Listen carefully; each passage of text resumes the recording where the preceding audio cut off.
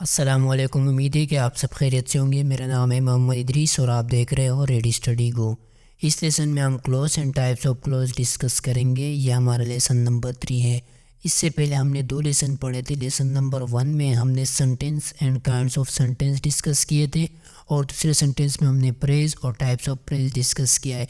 अगर आपने वो 2 लेसन नहीं देखे तो प्लेलिस्ट का लिंक मैं डिस्क्रिप्शन में दे दूँगा, जहाँ से आप पूरे कोर्स में इनरोल हो सकते हो।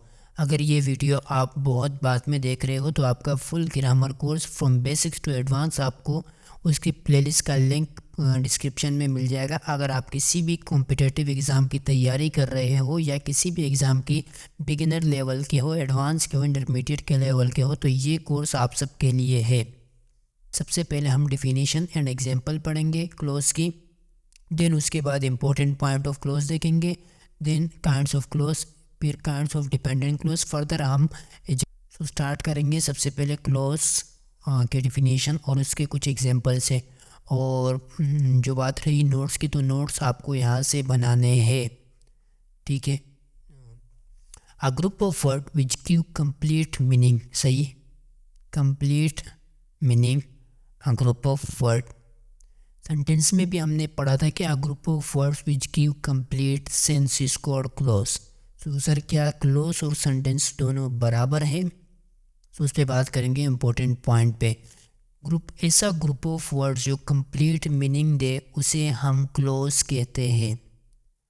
डिफिनेशन आपको समझ में आ गई होगी कि ऐसा ग्रुप ऑफ वर्ड जो कंप्लीट मीनिंग दे उसे हम क्लोज कहते हैं। तो कुछ बच्चे बोलेंगे कि सर आप इतने बेसिक से पढ़ा रहे हो। ये इसकी मेन रीज़न ये है कि मैं चाहता हूँ कि ये सब इस कोर्स में सब कुछ कवर हो जाए। अगर कोई बेसिक से तो उसके भी जो क्वेरीज है वो क्लियर हो जाए और बिल्कुल कॉन्सेप्ट क्लियर हो जाए बिगिनर से। अगर मैं आपको एकदम जो कॉम्पिटिटिव एग्ज़ाम के बातें वो बताना स्टार्ट करूँ तो आप में से बहुत सारे स्टूडेंट ऐसे होंगे जिनको ये छोटी छोटी बातें पता नहीं होती और फिर आगे उनके लिए परेशानी का बायस बनती है। इस वजह से हम चाहते हैं कि बिल्कुल बेसिक से जो भी पॉइंट्स हो बेसिक से स्टार्ट करें और वो क्लियर करते जाए धीरे धीरे। और हम आपको ये भी बताता चले कि ये बहुत लंबा कोर्स होने वाला है और इसमें कंप्लीट डिटेल से लेक्चर पढ़ेंगे, जो नॉलेज है वो हासिल करेंगे और जेन्युइन कॉन्सेप्ट सीखेंगे। एग्जाम्पल से पहले मैं कुछ इंपॉर्टेंट पॉइंट्स है वो डिस्कस करना चाहता हूँ। उसके बाद फिर एग्जाम्पल पाएंगे तो आपको और भी अच्छी तरह समझ में आएगा। सो पहला पॉइंट है कि a simple sentence can also be called one clause. So उस सवाल का जवाब क्या क्लोज सेंटेंस होता है? सो सिंपल सेंटेंस क्लोज हो सकता है, ठीक है। लेकिन मैं आपको बताता चलूँ कि कुछ सेंटेंस में मोर देन वन क्लोज भी होता है, यानी 2 भी हो सकते हैं, 3 भी हो सकते हैं। सेंटेंस तो हम उसको कहते हैं सब्जेक्ट वर्ब भी हो और सेंस भी दे रहा हो, ठीक है। A group of words which give sense, तो उसको हम सेंटेंस कहते हैं।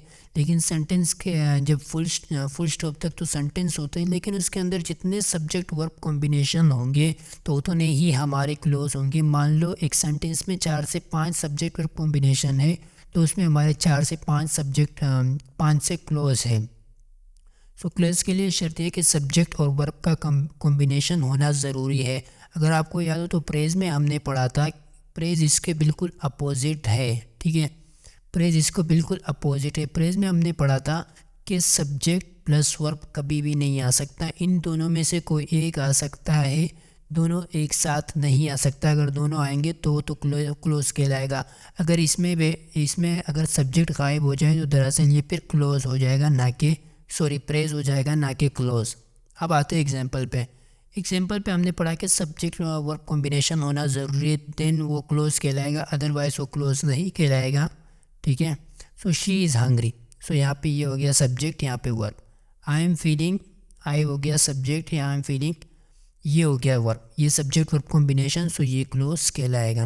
When I help people, subject verb, तो सब्जेक्ट वर्ब कॉम्बिनेशन ये भी हमारा क्लोज कहलाएगा।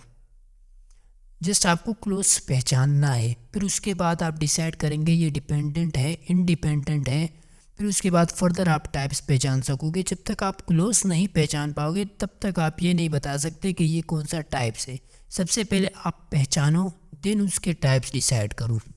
सो टाइप्स ऑफ क्लोज हमारे पास दो होते हैं, एक होता है इंडिपेंडेंट क्लोज, एक होता है डिपेंडेंट क्लोज। अब ये दोनों क्या होते हैं इसको पढ़ेंगे तफसील से, फिर उसके काइंड्स भी डिस्कस करेंगे। सो इंडिपेंडेंट क्लोज नाम से ज़ाहिर होता है इंडिपेंडेंट, यानी किसी पे डिपेंड नहीं करता, ठीक है, किसी पे डिपेंड नहीं करता। इंडिपेंडेंट क्लोज ऐसा क्लोज है जो किसी पे डिपेंड नहीं करता। और इंडिपेंडेंट क्लोज को हम मेन क्लोज भी कहते हैं, ये दोनों बराबर होते हैं, ठीक है। यानी इंडिपेंडेंट क्लोज को मेन क्लोज भी कहते हैं, मेन क्लोज को इंडिपेंडेंट क्लोज कहते हैं।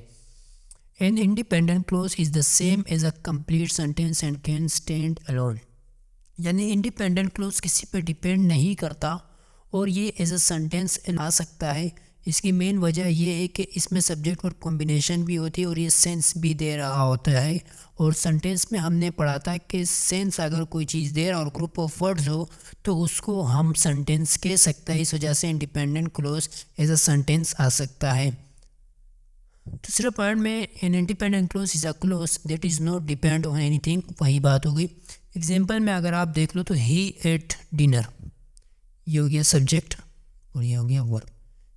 सब्जेक्ट वर्ब कॉम्बिनेशन भी है और कंप्लीट सेंस भी दे रहा है। आई फील अमेजिंग, ये सब्जेक्ट ये वर्ब, ठीक है। सो ये भी कंप्लीट सेंस दे रहा है, इस वजह से हम इसे सेंटेंस कह सकते हैं। An independent clause is a sentence, ठीक है। उम्मीद है कि इंडिपेंडेंट क्लोज आपको समझ में आ गया होगा। डिपेंडेंट क्लोज बेसिकली कौन सा क्लोज होता है जो दूसरे क्लोज पे डिपेंड करता है, लेकिन इम्पोर्टेंट बात ये है कि कौन से क्लोज पे डिपेंड करता है। डिपेंड तो करता है लेकिन हमारे पास दो क्लोज होते हैं, एक होता है डिपेंडेंट क्लोज, दूसरा होता है इंडिपेंडेंट क्लोज। सो डिपेंडेंट क्लोज को हम सब ऑर्डिनेट क्लोज भी कहते हैं। डिपेंडेंट वो डिस्कस करेंगे कि ये किस पे डिपेंड करता है, वो अगर आप इस पॉइंट्स में डिस्कस करेंगे। Dependent clause can not stand alone, जिस independent clause alone stand alone आ सकता है, ऐसा ये नहीं आ सकता। उसकी मेन रीज़न ये है कि इसमें सब्जेक्ट वर्ब कॉम्बिनेशन तो होती है लेकिन ये सेंटेंस की तरह सेंस नहीं देता, इस वजह से ये अलोन नहीं आ सकता। और इसको जो सब क्लोज की ज़रूरत होती है वो होती है इंडिपेंडेंट क्लोज। जब तक इंडिपेंडेंट क्लोज नहीं आएगा तब तक ये कंप्लीट नहीं होगा। सर वो कैसे, अगर हम डिपेंडेंट क्लोज लगाए तो अगर आप डिपेंडेंट क्लोज लगाओगे तो फर्दर वो भी किसी पर डिपेंड करेगा। अगर आप फिर से डिपेंडेंट क्लोज आएगा तो फिर फर्दर वो किसी पर डिपेंड करेगा। दैट्स वाई अगर जब तक इंडिपेंडेंट क्लोज नहीं आएगा तब तक सेंटेंस कंप्लीट नहीं होगा। So when Shoaib got home, जब शुएब घर गया तो आगे सवाल बनता है तो सब्जेक्ट वर्ब तो है लेकिन समझ कंप्लीट सेंस नहीं आ रहा तो इसको हम सेंटेंस नहीं कह सकते। अगर आपने सेंटेंस की वीडियो नहीं देखी, मैं आपको बता रहा हूँ कि वो देख ले ताकि आपको कोई भी मसला ना हो सेंटेंस में या और ना ही फ्रेज में। दूसरे सेंटेंस में when Shoaib got home he at dinner, ये एक इंडिपेंडेंट क्लोज है, ठीक है। तो ये एक समझ में आ रहा है कि व्हेन शुएब गॉट होम, वो जब कर गया तो खाना खाया। तो ये समझ में आ रहा है। डिपेंडेंट क्लोज को सबऑर्डिनेट क्लोज भी कहता है, यहाँ पे ये क्लोज है थोड़ा सा, ठीक है, सबऑर्डिनेट क्लोज भी कहता है। इम्पोर्टेंट पॉइंट ये है कि dependent clause most of the time इन वर्ड से स्टार्ट होता है। When, while, if, unless, although, as soon as long as, because, since, etcetera.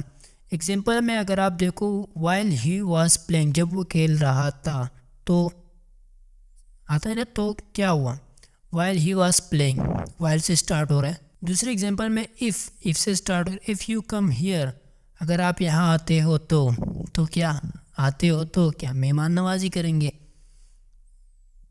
अगर इससे पहले सेंटेंस भी आप देख लो तो ये भी when से स्टार्ट हो रहा है, दोनों तो सेम ही है लेकिन when से जब स्टार्ट हुआ तो ये हो गया डिपेंडेंट।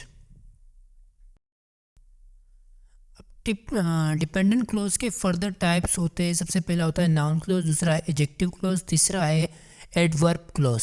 सबसे पहले नाउन डिस्कस करेंगे, फिर एडजेक्टिव के जो फर्दर टाइप्स है वो, फिर एडवर्ब क्लोज पे बात करेंगे। सबसे पहले ये समझते हैं कि ये नाउन क्या होता है।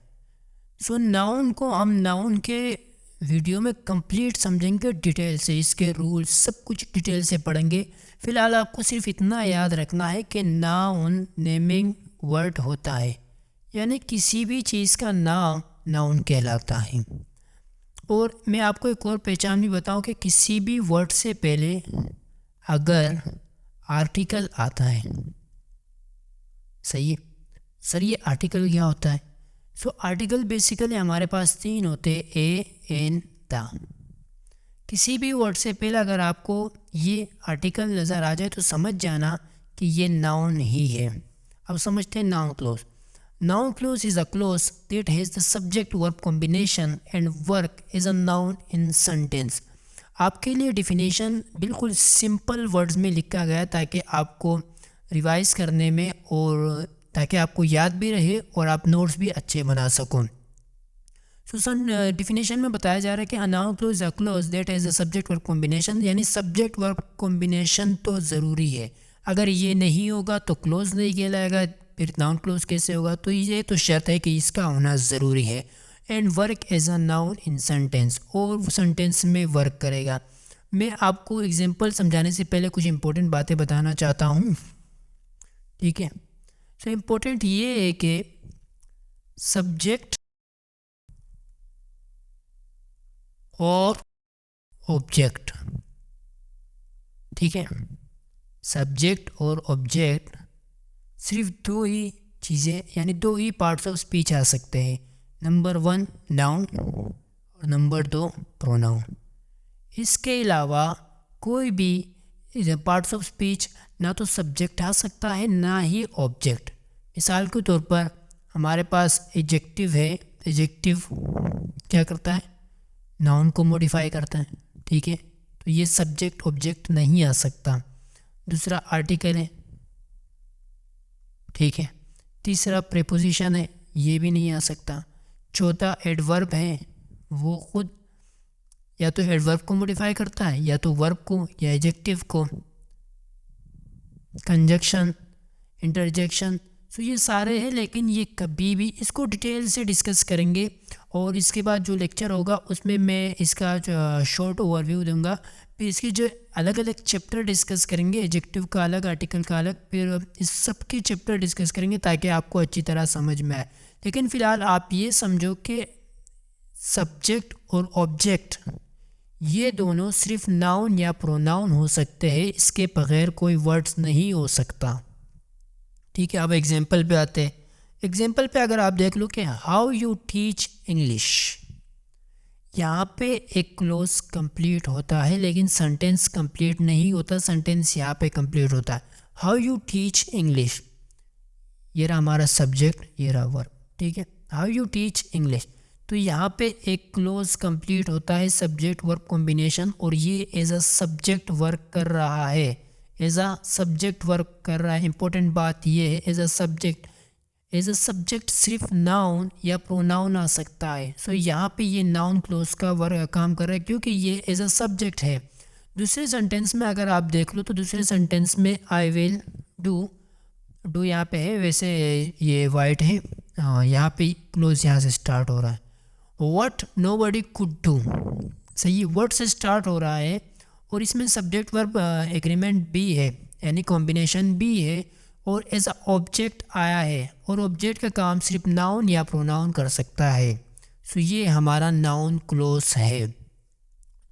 और नाउन क्लोज की पहचान क्या है कि नाउन क्लोज बेसिकली कुछ इन वर्ड से स्टार्ट होता है, when, while, what, whatever, which, whenever, where, which, whichever, whoever, that, why, how। इन वर्ड से स्टार्ट होने वाला बाज़-औक़ात most of the time noun clause होता है। अब बात करेंगे एडजेक्टिव क्लोज पे। सबसे पहले ये समझेंगे कि एडजेक्टिव क्या होता है। एडजेक्टिव ऐसे वर्ड्स होते हैं जो नाउन या प्रोनाउन को मॉडिफाई करता है, सही है। नाउन तो बेसिकली नेमिंग वर्ड्स होता है, ठीक है, और प्रोनाउन जो नाउन की जगह आते हैं, रिप्लेस नाउन, ठीक है। अब प्रोनाउन की मिसाल ही, शी, इट, ठीक है, ये सारे दे सब, वी, सही है। सो ये प्रोनाउन होते हैं, इसको कंप्लीट डिस्कस करेंगे, आप परेशान नहीं हो। अब आते हैं एडजेक्टिव क्लोज पे। सबसे पहले डिफिनेशन डिस्कस करेंगे एडजेक्टिव क्लोज का। Adjective close is a clause that has the subject verb combination and act is a adjective in sentence, यानी सब्जेक्ट वर्ब कॉम्बिनेशन तो शर्त है कि इसका होना ज़रूरी है, ठीक है। और वो एज अ एडजेक्टिव होगा, देन वो एडजेक्टिव क्लोज कहलाएगा। अब हम कैसे पहचानेंगे कि एडजेक्टिव कैसे होगा?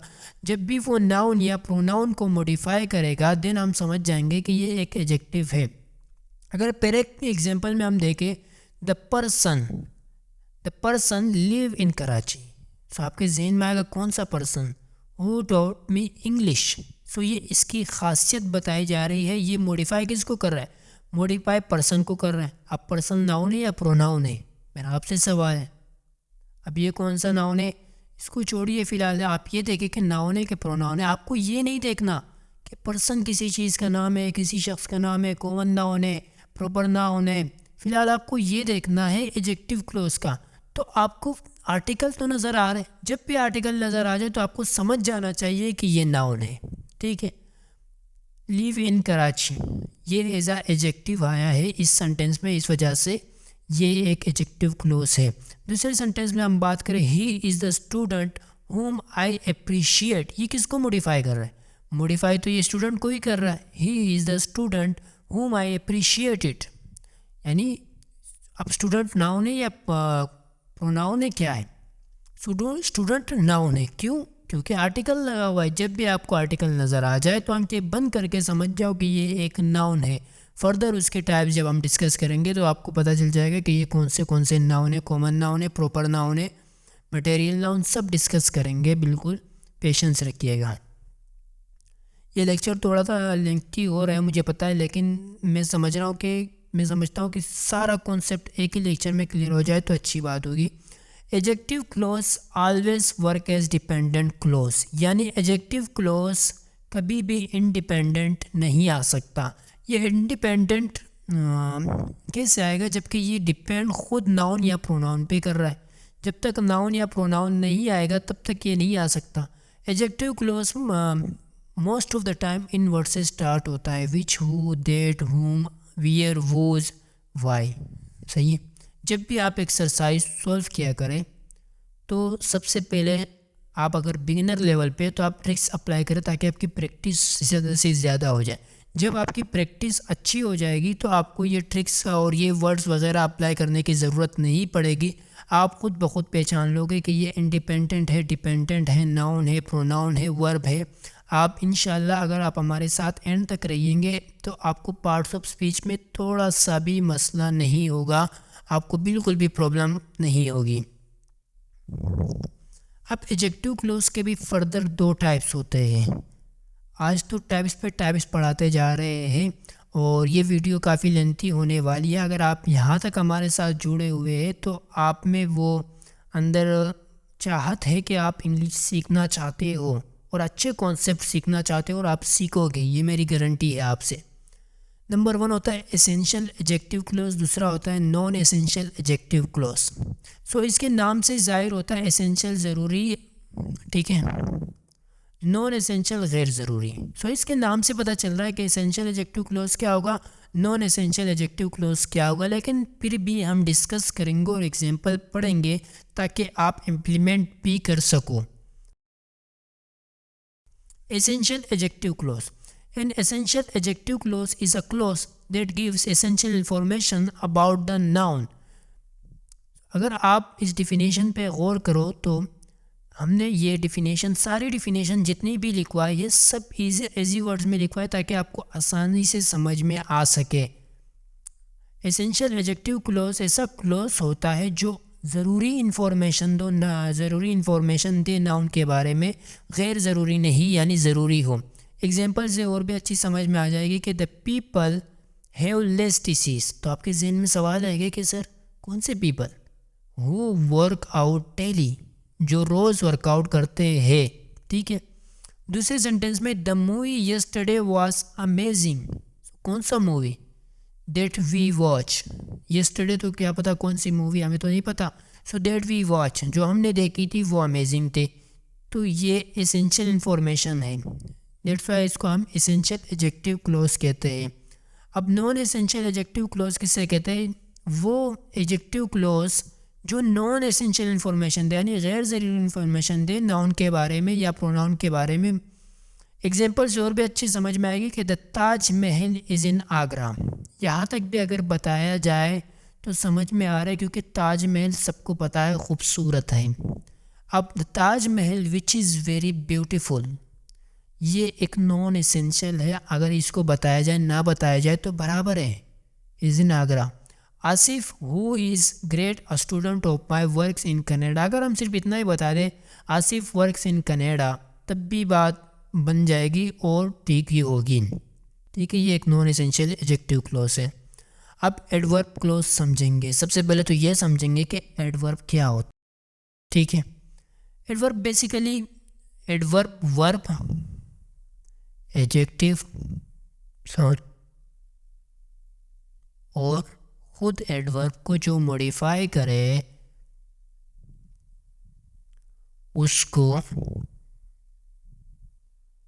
हम एडवर्ब कहते हैं। ठीक है, जो इन तीनों को मॉडिफाई करे उसको हम एडवर्ब कहते हैं। अगर आप देखो तो इसमें खुद ही आंसर है एडवर्ब। वर्ब को, एडजेक्टिव को और खुद एडवर्ब को जो मॉडिफाई करे उसे हम एडवर्ब कहते हैं। अब बात करेंगे एडवर्ब क्लॉज पे। Adverb clause is a clause that has the subject verb combination में, अगर आप नोट कर रहे हो तो हम जो भी डिफिनेशन पढ़ रहे हैं तो उसमें सब्जेक्ट वर्ब कॉम्बिनेशन का होना ज़रूरी है। अगर ये नहीं होगा तो उसे हम प्रेस कहेंगे, ना कि clause. In act is a adverb in a sentence.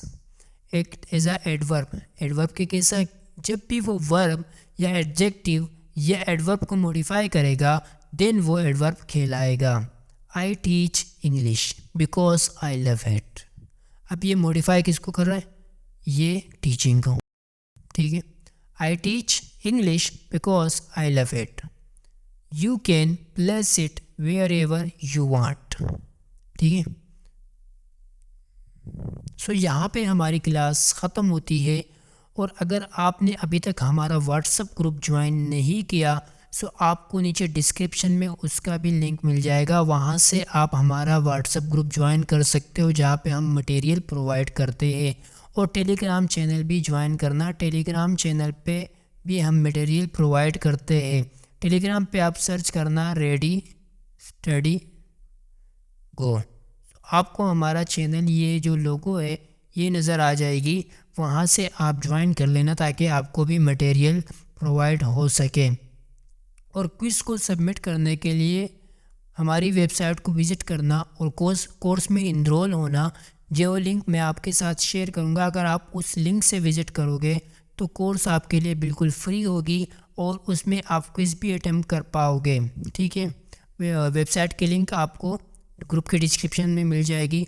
उम्मीद है कि आपके कॉन्सेप्ट क्लियर हो गए होंगे। अगर आपको कोई भी सवाल हो तो आप व्हाट्सएप पे कांटेक्ट कर सकते हो, आप वीडियो के कमेंट सेक्शन में कमेंट कर सकते हो। ठीक है, अल्लाह हाफिज़।